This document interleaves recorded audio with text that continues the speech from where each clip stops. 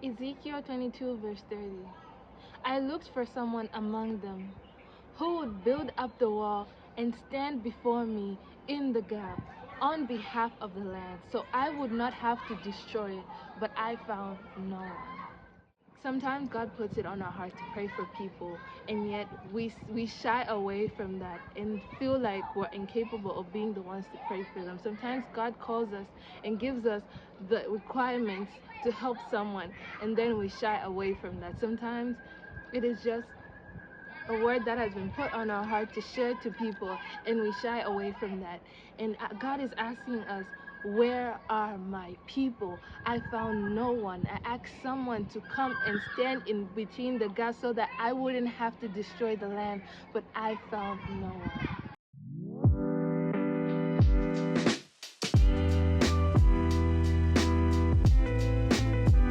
Welcome to the Sanctified Podcast. I'm your host, Angela, and today we are going to be talking about standing in the gap. And the story that we're going to be talking about today is Jonah. This is episode 2 of the Sanctified Podcast. And don't forget to like, subscribe, and follow if you want to see more of these videos. So, we're going to be talking about the story of Jonah. I hope you're ready for this. Jonah is actually a very short book, and I read it through the NIV and also the KAV. And the time I first read it, I found it to be very interesting, and it ties up to this verse 22 verse 30. And let's get into the story. I'm just gonna summarize it as best as I can. It's already a short story, and you guys can go read it. It's Jonah. We find it in the book of Jonah 1, chapter 1 all the way to 4. And so Jonah is somebody who was called by God to go and preach to the city of Nineveh.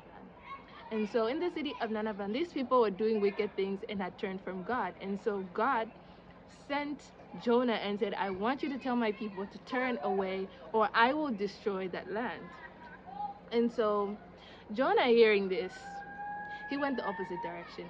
He decided to go look for a boat that was going to Tarshish and went that direction instead of following God's word. And so he shied away from what God had sent him to do. And so when he found this ship, he paid the people who were the owner of the ship, and he went on the ship. And so God sent a mighty wind to come towards the side where the ship was. And so the people in the ship had started panicking. They started panicking, like they started throwing things off. They started praying to their gods. They started doing all of these things, trying to not so that the boat doesn't sink, basically. And so Jonah, he wasn't even minded by all of this. He even went to sleep on the side of the boat. And so these people who are in the boat saw that, why is this person asleep while all of us are here, trying to find a solution for this because we're going to sink. And so they go and wake up Jonah, and they ask him, can you pray to your God and ask him to help us out of this situation, and the real thought of all of this, why this is happening. And so Jonah wakes up and says, throw me out of the boat. And the people they were shocked for a moment, wait, you mean we should throw you out of the boat? He said, throw me out of the boat. That's the only way this is going to stop. And so these people, afraid of Jonah's God, they start pleading and say, oh God, what's this? Please don't let me even read it. Chapter 1, verse 14, and it says, therefore they cried unto the Lord and said, let's not perish for this man's life, and lay not upon us innocent blood, for thy, O Lord, hast done as it pleased thee. For we have done what it pleases you.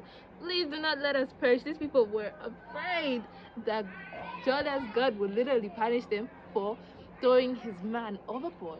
And so Jonah, knowing what he did and running away from what God had sent him to do, he then told them to throw him off. So they throw him out of the boat, and then in 15. So they took up Jonah and cast him forth into the sea, and the sea casted from her raging. So the sea stopped, like the wind stopped, and everything was now calm after they threw Jonah. And so the people, seeing that, the men feared the Lord and exceedingly, and offered a sacrifice unto the Lord and made vows.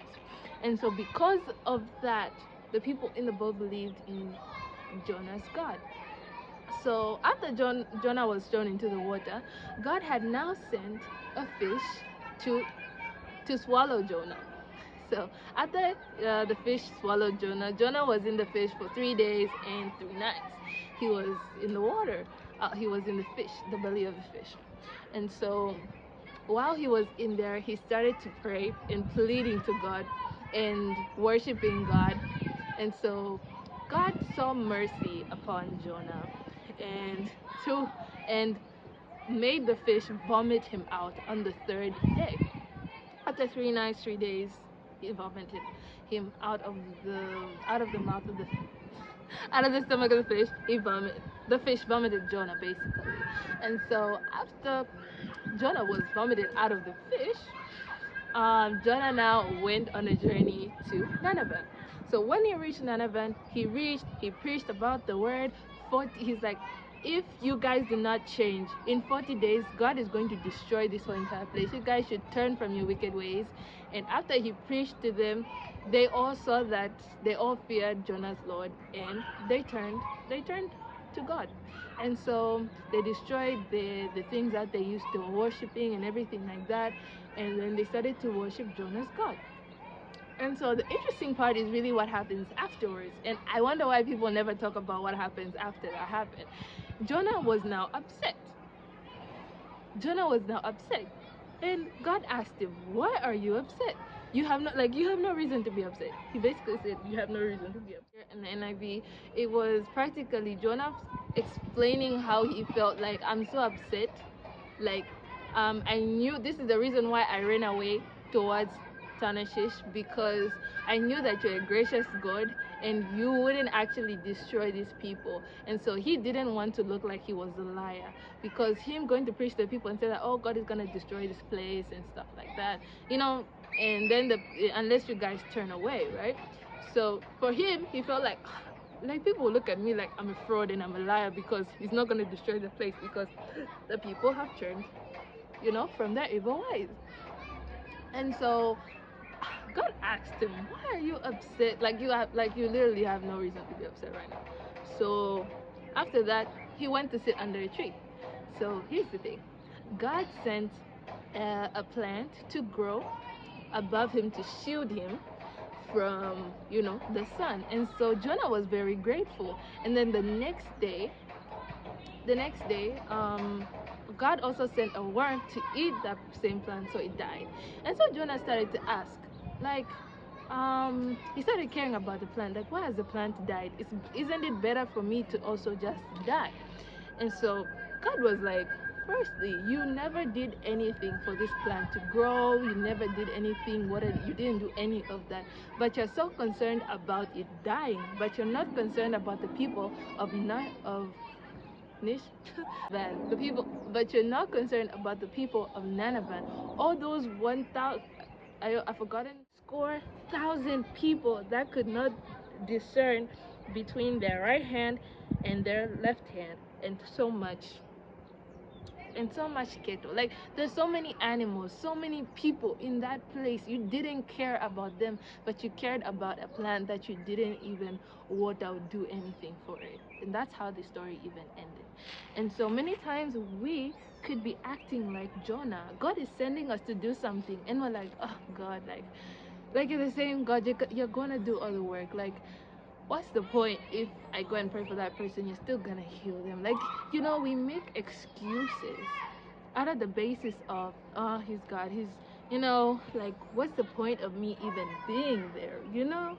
And so it's a reminder. This story is a reminder that God needs someone to move. He needs you to move. He's sending you because he wants a breakthrough to happen. He's using you to make sure breakthrough happens for someone else. You don't know what you're going. You don't know what God has equipped you with. What oh my God, my words are failing me. God, just as Jonah had to stand in the gap, we too have to. It's usually the situations that we don't want to address that need us the most. But I ain't talking about, physical, but even spiritual. Like God calls us to stand in the gap and asking, where are his people? Sometimes he wants us to just pray for people. Like there's certain people who are struggling, there's some people who are even dying somewhere in the world just because of Christianity. And we need to pray for those people. We need to pray for the people who are sick. We need to pray for these people so that God can move in their lives, Because the thing about prayer is that it doesn't just come as prayer. Also, you need to combine it with faith.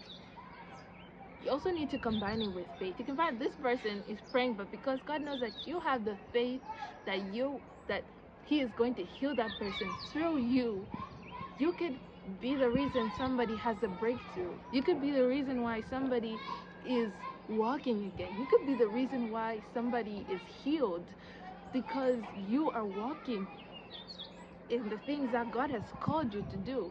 And so maybe he didn't call you, yeah, to stand in the gap. But what if he's placed it in your heart and you feel it deep down that, okay, I really need to do this. Okay, I need to share that Bible verse on my status every day. Oh, I need to go tell this person that God loves them. I need to go do this. I need to go do that. It's so simple, just like that. God is calling us to do things and we are not showing up. God is asking, where are my people? I looked around among them who would have built up the wall and stand before me in the gap on behalf of the land. So I would have not to destroy it, but I found no one. He found no one. Moses was there in their time. Moses was there for those people in that place in Egypt to stand before Pharaoh. To stand before Pharaoh. There's always somebody he called. And even if you're not the one he called, he put something in you.